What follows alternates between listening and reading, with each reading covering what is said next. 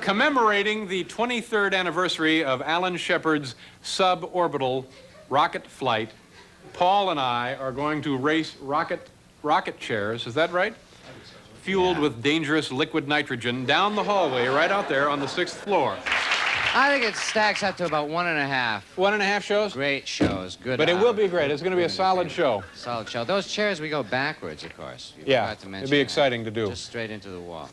You know, this Saturday marks the 23rd anniversary of the first manned space flight by an American. Of course, I'm talking about Alan Shepard's Mercury program flight. Nobody could hear me at all with this? A little bit? All right.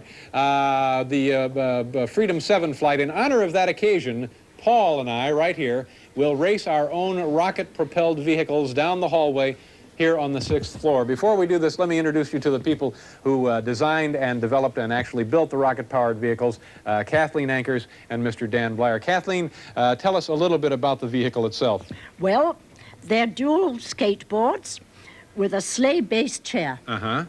And how are they powered, Dan? Well, you hold this a fire extinguisher in your lap. You really hold it real tight, and you squeeze the trigger and point it backwards, and away you go. All right. And if we run out of a power supply, you two will bring more to us? Oh, yes. Yeah. Okay. You're the same team that gave us the crouton toaster, aren't you? Yes, I thought so. All right. Paul, you and I are going to go down to the starting line. Oh, my God, look at that. That's exciting. Okay, now here to tell you more about the upcoming excitement, NBC correspondent Bob Costas. Bob, it's all yours. All right, David, thank you. Good evening, everybody, and welcome to NBC's exclusive coverage of tonight's launch. If all goes well here, it'll be the longest rocket-propelled voyage ever on a late-night talk show.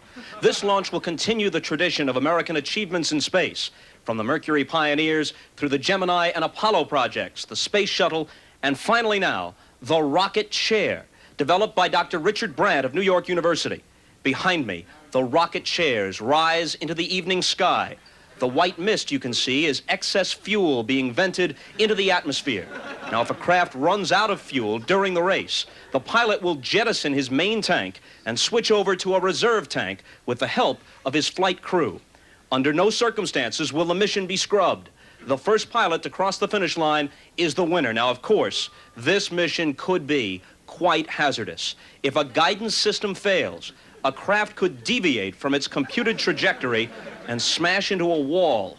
If that happens, the pilot may have to go to EVA, extra vehicular activity, to straighten out his chair.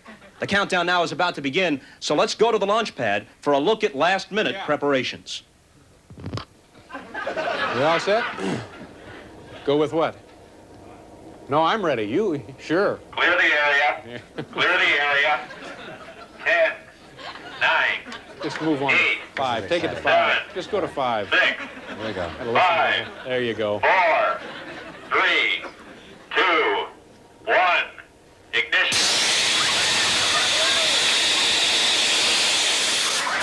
Ladies and gentlemen, I will describe the scene to you, but I am blinded by the mist. It appears that David Letterman has come out of that mist and has crossed the finish line first. No problem. While lagging No behind problem. and lagging badly is Paul Schaefer. Not unlike the order of finish in the legendary dog Okay. sled Oh, my races. God. Are you all right? Thank you. Is he all right? Will somebody Kathleen, check are you him, okay? please? Is Paul all right? Yes. Seem to be wedged No here in problem. the I chair. ran into my crew.